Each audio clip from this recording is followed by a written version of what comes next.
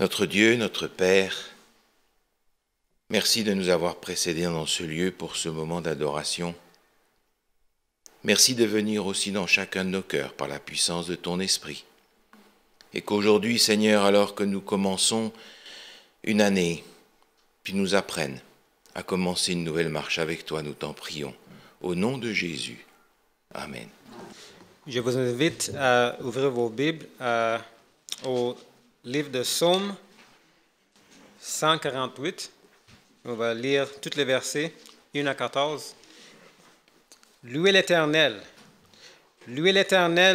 du haut des cieux. Louez-le dans les lieux élevés. Louez-le, vous, tous ses anges.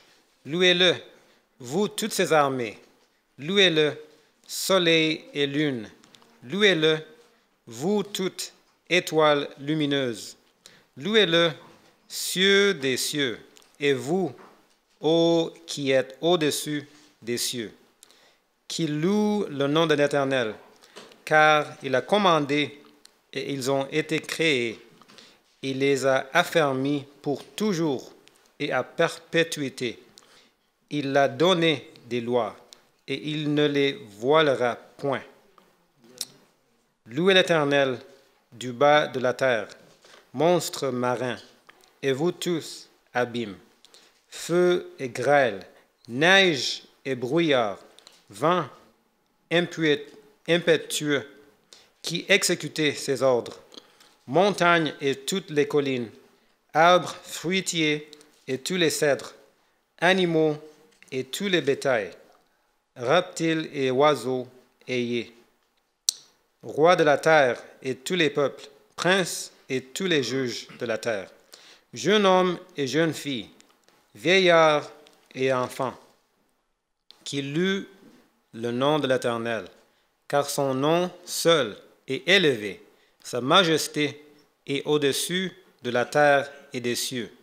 Il a relevé la force de son peuple, sujet de louange pour tous ses fidèles, pour les enfants d'Israël, du peuple qui est près de lui. Louez l'Éternel. Amen. Okay.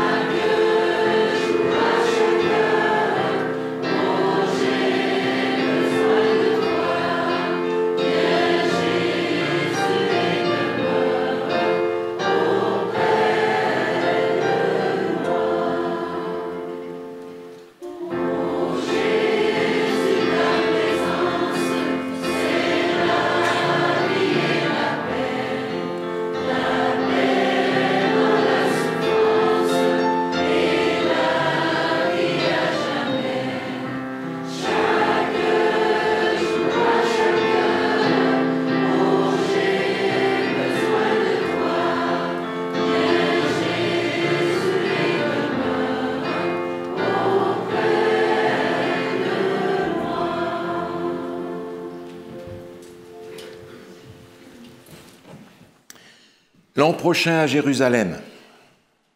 C'est comme ça que les Juifs se saluaient lorsqu'ils avaient terminé les festivités du début d'année, que ce soit l'année civile, que ce soit l'année religieuse. Au moment de la fête de Pâques, lorsqu'ils se séparaient après avoir célébré le début d'une année aussi, l'an prochain à Jérusalem. Évidemment, pour nous, cette formule a une dimension un petit peu différente parce que nous attendons la nouvelle Jérusalem. Et nous nous demandons au début d'une année, est-ce que ce sera cette année-ci que la nouvelle Jérusalem va être prise par le Seigneur Jésus pour monter au ciel? Est-ce que c'est cette année-ci ou bien est-ce que ce sera la prochaine?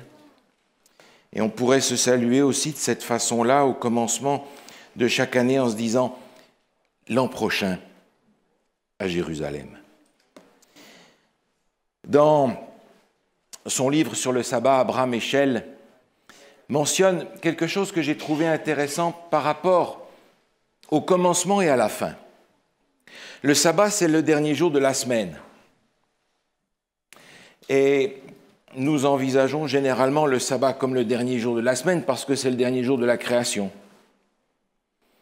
Abraham Eshel mentionne que le sabbat nous fait sortir du monde de la création dans lequel on est tous les jours pour nous catapulter dans la création du monde, c'est-à-dire au début, au commencement. Tout commence de cette façon-là. Et vous avez remarqué, l'Ancien Testament et l'Évangile commencent de la même manière. Au commencement, Dieu. C'est l'Évangile de Jean qui commence de cette façon-là. Au commencement, Dieu. Heureusement. Et je suis heureux de ce qu'au commencement, c'est Dieu, qui commence et qui termine. Et je ne sais pas si vous êtes comme moi, j'imagine que je ne suis pas si différent que ça, mais quand on commence quelque chose, on est souvent en train de penser à la fin. Quand on est au milieu de l'année, on n'y pense pas trop, mais au début, on se dit, tiens, une année vient de finir, qu'est-ce qu'elle va contenir? Qu'est-ce qu'on pourra dire à la fin de cette année-là? Comment va être cette année? De quoi va-t-elle être faite? Alors, quand on arrive au commencement, on pense aussi à la fin. Et nous, quand nous pensons à la fin, nous pensons à quelque chose de particulier parce que la fin, ce n'est pas simplement la fin d'une année, ce n'est pas simplement un 31 décembre. Quand nous pensons à la fin, nous pensons aussi au moment où ce sera la fin de toute chose, c'est-à-dire le début d'une autre chose, le début de l'éternité. Le sabbat, d'ailleurs, contient ces deux choses, le début et la fin.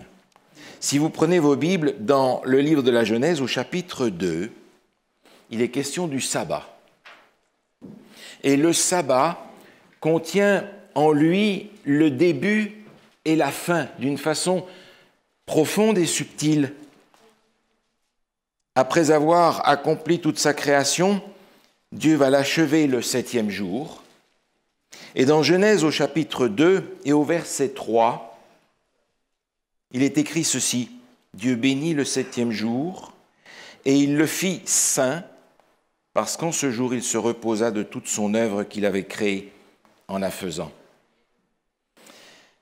C'est la première fois dans les Écritures que le mot saint est utilisé. Et nous utilisons facilement le mot saint par rapport à des choses saintes, ou des lieux saints, ou des bâtiments saints, ou parfois même des personnes saintes. Curieusement, la première fois que le mot saint est utilisé dans les Écritures, ce n'est ni par rapport à une chose, ni par rapport à un lieu, ni par rapport à une personne.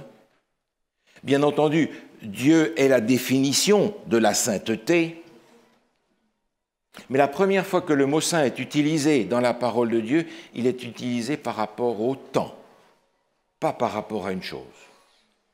Il est utilisé par rapport au temps. Dieu a fait un temps saint. Et ce temps, c'est le temps du sabbat. Et puisque ce mot saint est utilisé pour la première fois en rapport avec le temps, il nous catapulte à la fin pour ce temps particulièrement saint qui sera rendu saint par la présence de Dieu dans l'éternité.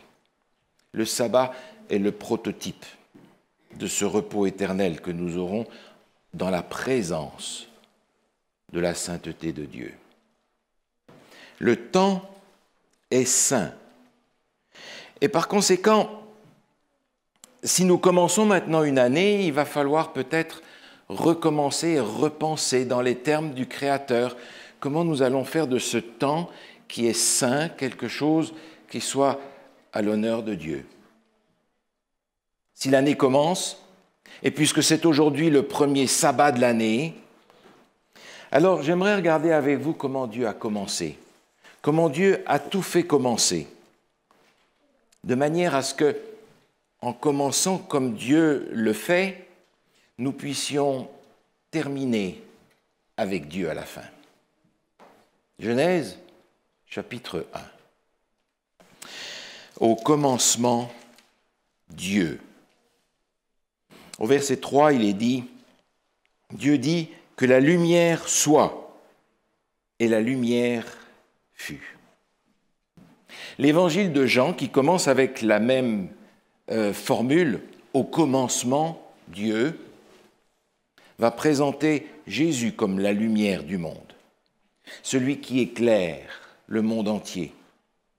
Et dans Jean, au chapitre 1er, au verset 12, il est question de Jésus, cette lumière, et il est dit à tous ceux qui l'ont reçu, à ceux qui croient en son nom, il a donné le pouvoir de devenir enfants de Dieu.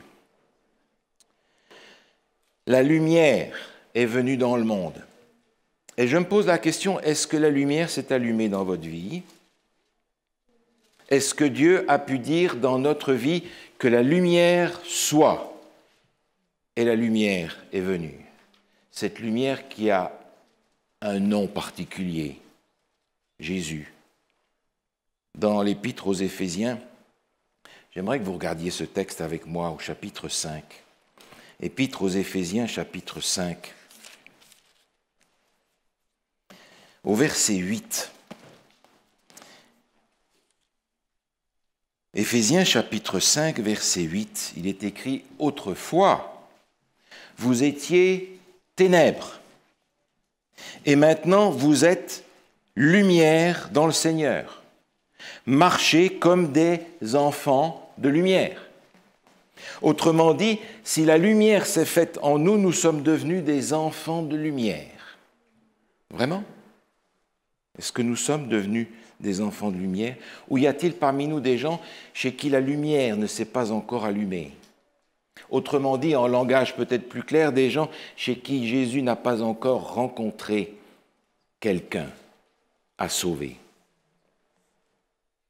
Est-ce que Jésus a été reçu, comme Jean en parle dans son évangile, à tous ceux qui l'ont reçu? Elle a donné le pouvoir de devenir enfants de Dieu. Y en a-t-il parmi nous qui ne sont pas encore des enfants de Dieu parce que ça n'a même pas encore commencé, la lumière ne s'est pas encore faite. Jésus n'est pas encore venu. Il est venu dans le monde, mais il n'est pas venu nécessairement chez chacun d'entre nous. Il y a peut-être encore chez nous, dans nos maisons, des enfants, des jeunes, des adultes qui n'ont pas reçu la lumière, qui n'ont pas reçu Jésus. En fait, c'est par là que ça commence. C'est par là que tout commence. Au commencement, Dieu. Deuxième jour. Genèse chapitre 1. Revenez avec moi dans la première page de votre Bible. Genèse au chapitre 1. Au verset 7, il est écrit ceci. Dieu fit l'étendue et il sépara les eaux qui sont au-dessous de l'étendue d'avec les eaux qui sont au-dessus de l'étendue.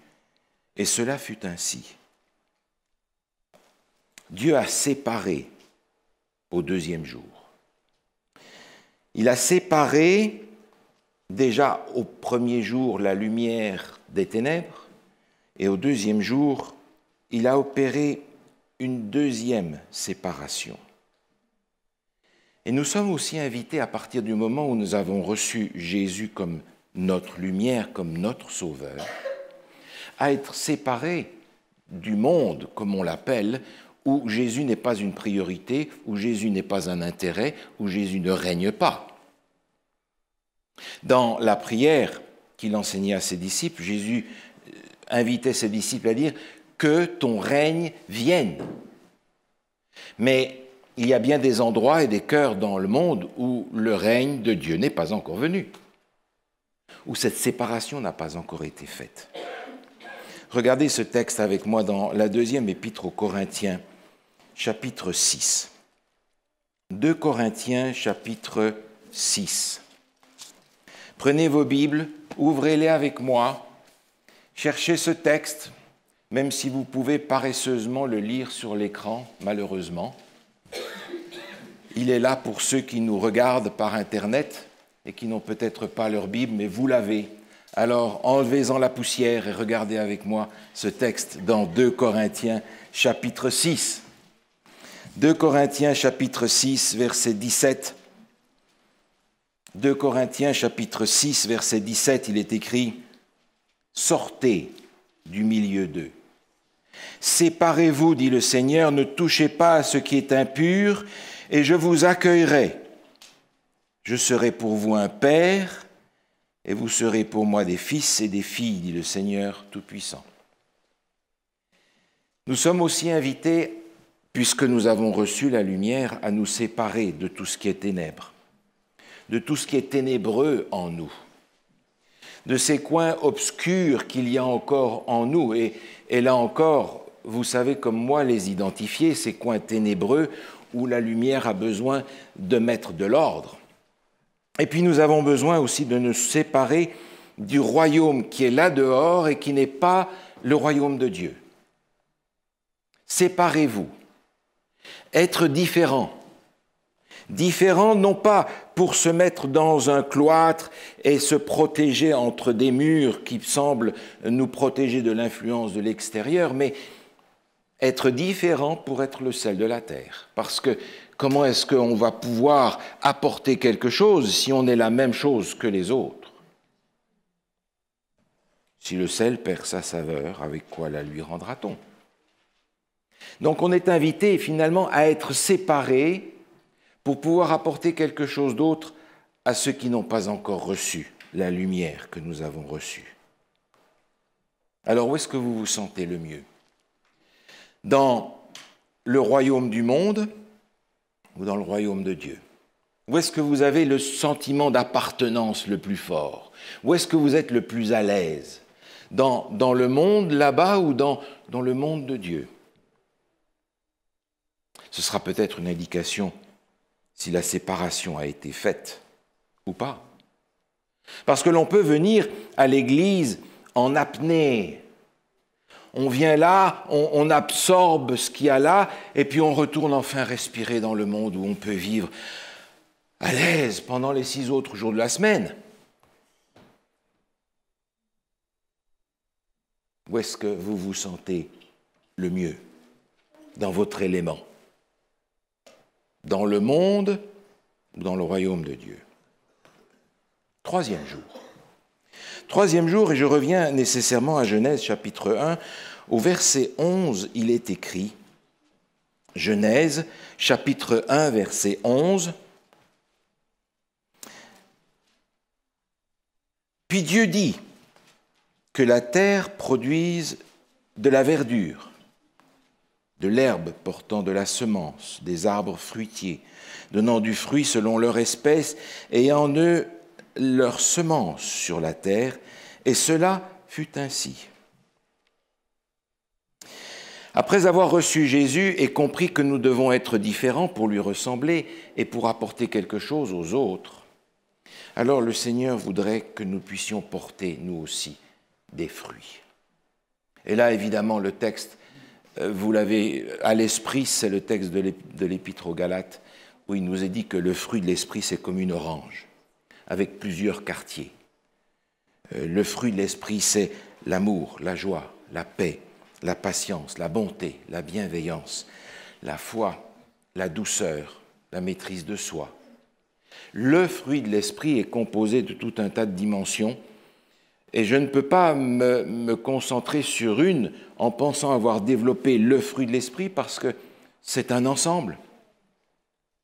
Et de la même manière qu'au troisième jour, Dieu a fait porter à la terre des fruits, de la même manière, il voudrait que nous puissions aussi porter des fruits, être fructueux. Et ces fruits, je les considère non pas simplement comme des bonnes actions.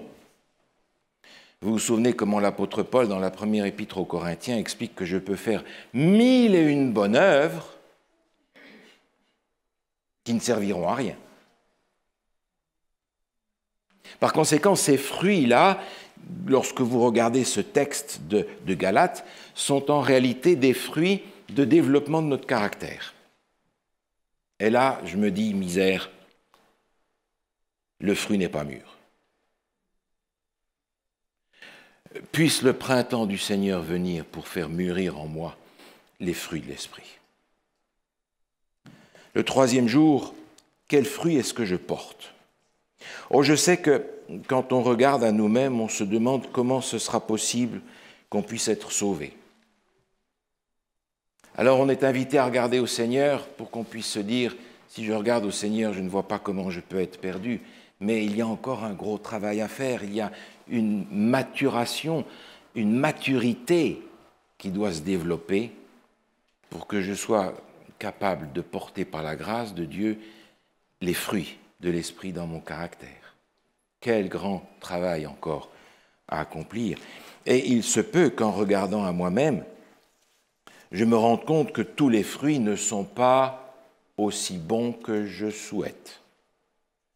Est-ce que je suis un de ces arbres, comme le figuier auprès duquel Jésus s'est approché, il a voulu prendre des fruits et il n'a vu que des feuilles d'orgueil, des belles feuilles, un bel arbre, imposant.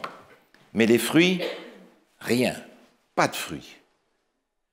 Et il y a peut-être des chrétiens comme ça qui sont imposants, qui sont très représentatifs, qui sont très beaux, mais finalement les fruits de l'esprit dans le caractère, il faut les chercher longtemps. Ce sont des tout petits fruits minuscules.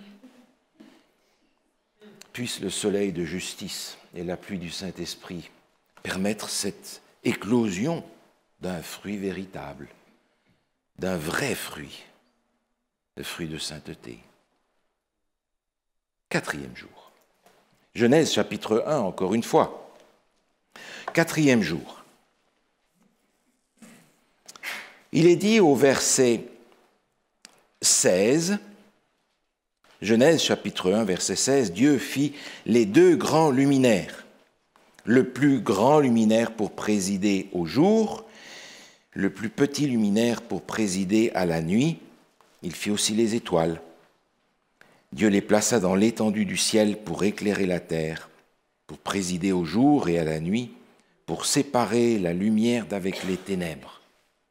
Dieu vit que c'était bon.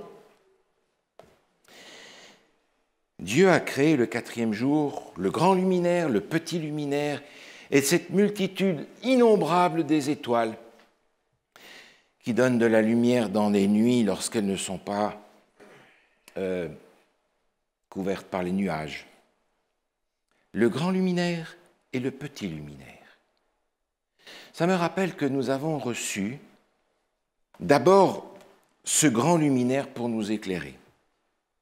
Et vous savez très bien que parfois cette lumière est tellement forte, la lumière du grand luminaire du soleil, que parfois on est obligé de s'en préserver pour ne pas attraper des coups de soleil, pour pas que nos yeux soient brûlés, mais il y a dans ces deux luminaires quelque chose qui m'interpelle parce que je crois que dans notre marche avec Dieu, nous avons aussi besoin du grand et du petit luminaire. Nous avons besoin de l'un pour nous apprendre à mettre l'autre en pratique. Dans le livre, le ministère du colportage, à la page 125, je lis ce paragraphe que je trouve extrêmement intéressant. Le Seigneur a donné de nombreuses instructions à son peuple, précepte sur précepte, un peu ici, un peu là, pour reprendre le texte d'Ésaïe. Peu d'égard est accordé à la Bible. Ainsi, le Seigneur a donné une plus petite lumière pour conduire les hommes et les femmes vers la grande lumière. Oh, combien de bénédictions seraient reçues si ces livres contenant cette plus petite lumière étaient lus avec la détermination de mettre en application les principes qu'ils contiennent. Il en résulterait infiniment plus de vigilance, infiniment plus de renoncement à soi, d'engagement pratique, et beaucoup plus de gens se réjouiraient des lumières de la vérité présente. La grande lumière et la petite lumière. Dans le temps où nous sommes, où nous approchons de la fin, nous avons reçu la grâce d'avoir, pour comprendre la grande lumière et surtout pour la mettre en pratique, la petite lumière. Est-ce que nous sommes aussi désireux d'en bénéficier que lorsque ça a été donné? Oh, je sais, le temps a passé et beaucoup de gens me disent « Ah, ben, nous aujourd'hui on comprend les choses autrement, mais je crois que la petite lumière que nous appelons l'esprit de prophétie nous donne aujourd'hui un éclairage qui est nécessaire pour mettre en pratique ce que la grande lumière nous a enseigné. » Vous vous souvenez de ce que Jacques écrit dans son épître. Au premier chapitre, il dit « Mettez en pratique la parole et ne vous bornez pas à l'écouter en vous trompant vous-même par de faux raisonnements. » Et je sais que nous avons une connaissance de la parole de Dieu, on s'en rend compte à l'école du sabbat, mais vous admettrez comme moi que la grosse difficulté que nous avons n'est pas de comprendre ou de concevoir les choses, ou même de discerner ce qui est vrai de ce qui est faux. Le gros problème que nous avons, c'est d'être conséquents dans ce que nous avons accepté. C'est là le plus gros problème que nous avons. Autrement dit, d'ajuster notre vie sur ce que nous avons compris. Et là, je voudrais que cette lumière se fasse en moi, par la grande lumière et par la petite, parce que je sais que nous serons jugés et tenus responsables en fonction de ce que nous savons. Et je suis toujours impressionné par ces gens que je rencontre régulièrement, qui savent peu de choses.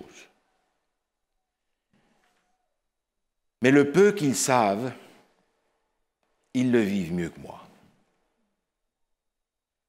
C'est un reproche vivant que ces gens m'adressent sans s'en rendre compte. Mais moi qui prétends en savoir tant, comment se fait-il que j'en fais si peu à côté d'eux? La grande lumière et la petite lumière. Le Seigneur voudrait nous inviter à utiliser cette petite lumière pour être capable de vivre une vie chrétienne pratique plus conséquente. Et vous savez très bien que c'est la première chose que nos enfants et que les gens du dehors nous reprochent, c'est d'être inconséquents. Aide-nous, Seigneur, à ajuster nos vies. 5e jour. Genèse chapitre 1 de nouveau, au verset 20.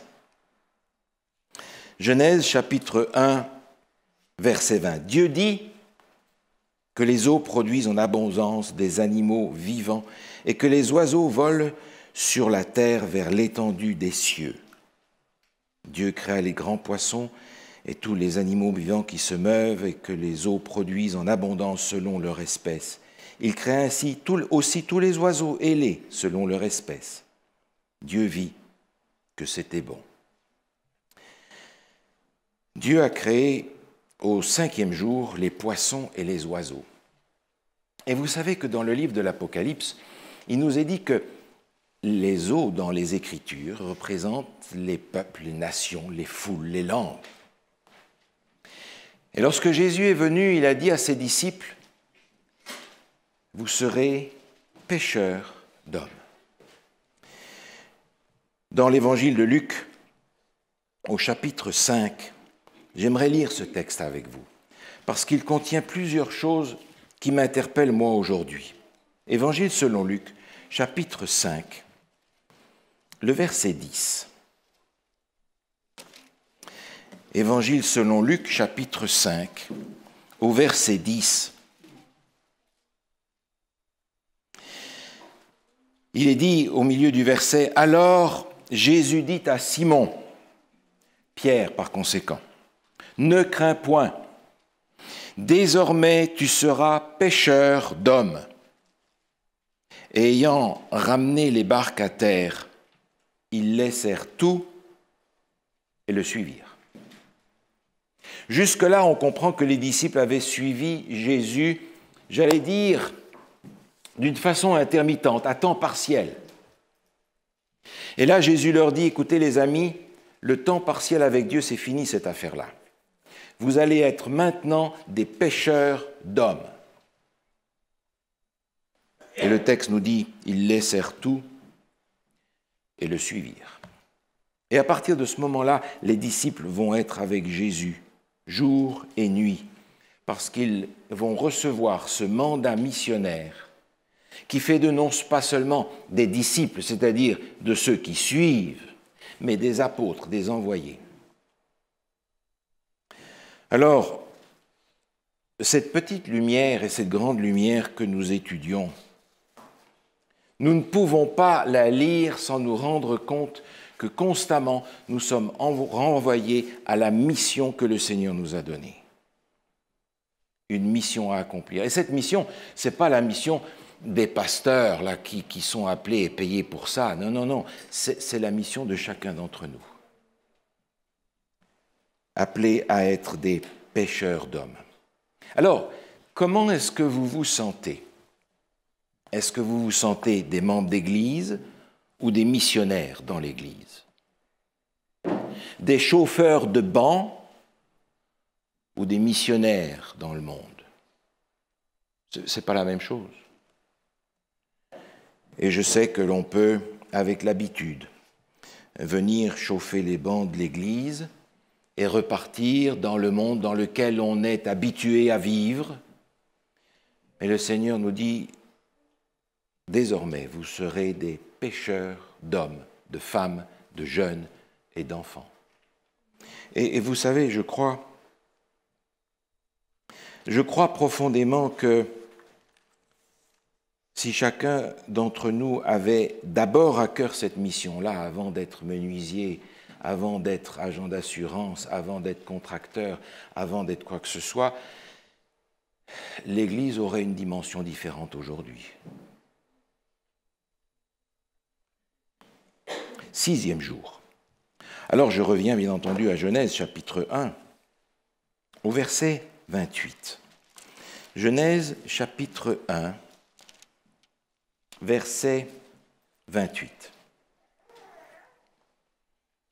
Il est dit, Dieu les bénit et leur dit, soyez féconds, multipliez, remplissez la terre et assujettissez-la, et dominez sur les poissons de la mer, sur les oiseaux du ciel, et sur tout animal qui se meut sur la terre.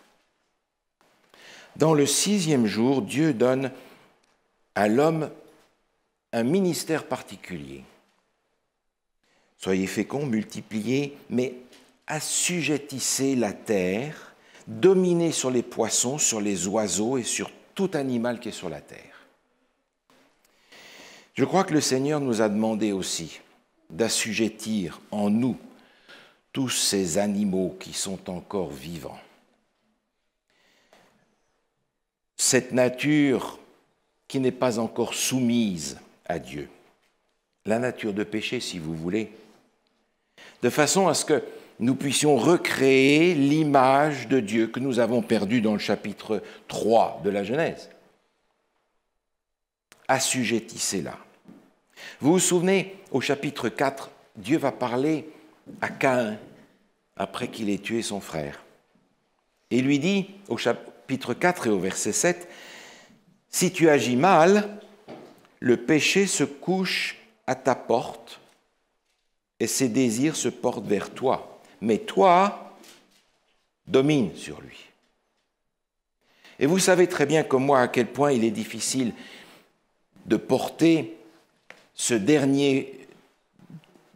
dernière tranche du fruit de l'esprit qui s'appelle la maîtrise de soi.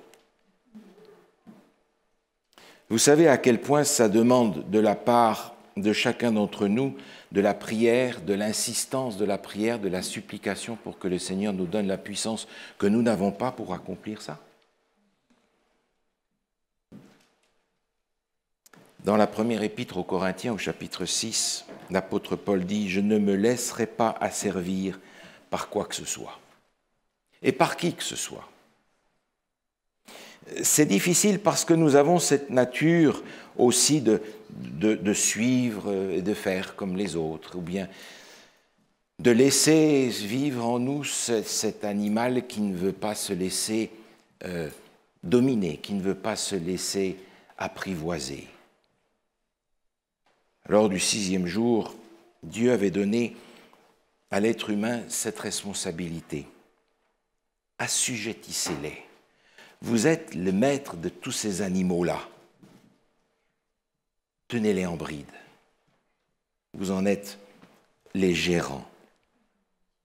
Alors, finalement, si je traduis ça en langage pour moi aujourd'hui, je comprends que le Seigneur me demande, dans ce processus que nous avons commencé au premier jour et qui se continue, le Seigneur me demande d'être un disciple victorieux.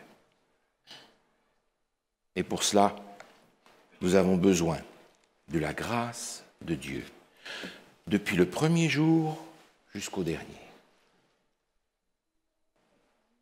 7e jour. Genèse, chapitre 2. Verset 3 dit ceci, « Dieu bénit le 7e jour, et il le fit saint, parce qu'en ce jour, il se reposa de toute son œuvre qu'il avait créée en la faisant. » Le repos ne vient qu'au 7e jour. Il vient lorsque l'œuvre de Dieu est achevée. C'est à ce moment-là que vient le vrai repos. C'est à ce moment-là que vient la vraie paix, lorsque l'œuvre de Dieu est achevée. Et s'il n'y avait pas dans les Écritures cette promesse qui se trouve dans l'Épître aux Philippiens, au chapitre 1er, au verset 8, je serais angoissé. Parce que je me dis, mais quand donc est-ce que le Seigneur va finir cette œuvre qui a été commencée en moi? Alors, tournez les pages de votre Bible avec moi dans l'Épître aux Philippiens où se trouve cette promesse extraordinaire. Philippiens chapitre 1 au verset 6. Philippiens chapitre 1 verset 6. L'apôtre Paul écrit de la part du Seigneur cette promesse. Je suis persuadé que celui qui a commencé en vous cette bonne œuvre la rendra parfaite pour le jour de Jésus-Christ. Et je dis Amen, dépêche-toi Seigneur, parce que si tu viens bientôt, il va falloir que tu rendes cette œuvre parfaite chez moi. Et je sais qu'il y a encore beaucoup de travail à faire. Vous vous sentez comme ça aussi ? C'est-à-dire que le jour, finalement, en reprenant ce avec quoi nous avons commencé, ce jour du sabbat, qui est le jour du repos, prototype de ce repos, R majuscule, dont nous jouirons dans la vie éternelle. Ce sabbat qui est la fin de la semaine, mais qui est aussi le commencement, en nous catapultant vers l'éternité. Ce vrai repos, il va commencer dans sa dimension la plus parfaite le jour où Jésus va revenir. Mais pour ça, il faudra que j'ai reçu en moi ce repos parce que Dieu aura terminé en moi l'œuvre qu'il a commencée au premier jour, lorsqu'il a dit que la lumière soit en toi, en toi, en toi et en toi. Alors j'attends que le Seigneur achève cette œuvre, mais je suis heureux qu'il l'ait commencée. Et en ce début d'année, en ce premier sabbat de l'année, je me pose la question, et je vous pose cette même question, dans ce développement, quel jour êtes-vous en train de vivre? Êtes-vous encore au premier jour ou seulement au deuxième? Êtes-vous au troisième? Quel jour êtes-vous en train de vivre dans cette marche avec Dieu qui nous propose de recommencer ou de continuer dans ce premier sabbat de l'année 2020? Quel jour est-ce que je suis en train de vivre? Et en y réfléchissant, je peux peut-être comprendre où j'en suis dans ma marche avec Dieu. Il y a peut-être des séparations à faire dans ma vie.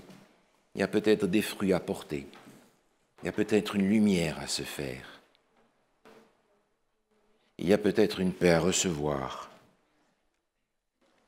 Alors, en attendant le sabbat S majuscule, avec ce repos éternel, je demande au Seigneur qu'il me permette d'utiliser ce temps qu'il a fait saint pour que je puisse reproduire en moi l'image de mon Sauveur. Autrement dit, c'est une recréation que le Seigneur me propose. Et en début de chaque année, je me pose la question, est-ce que je suis prêt à laisser le Seigneur faire cette œuvre de recréation en moi durant cette année, de sorte que, quand il reviendra, je sois prêt à le recevoir. Amen. Pour chanter Hymne de louange, le 321, s'il vous plaît.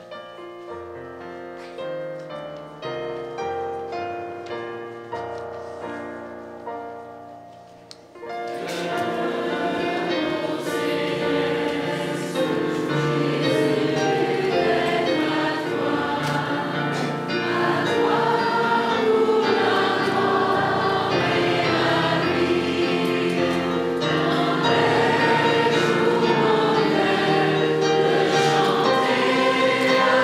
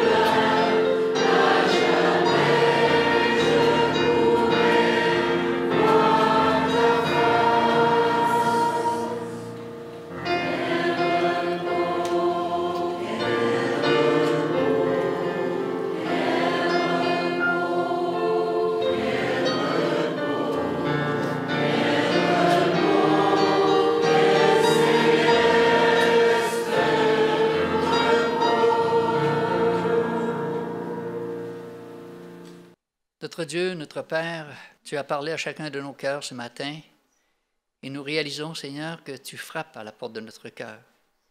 On ne veut pas focusser sur tous nos problèmes, sur tous nos défauts, parce qu'on pourrait facilement se décourager. Mais on veut jeter nos regards sur celui seul qui peut nous donner la victoire, en gardant cette relation étroite avec toi qui nous permettra, Seigneur, d'éviter les pièges de l'ennemi et d'être assez fort pour résister aux tentations de l'ennemi et de devenir des vainqueurs.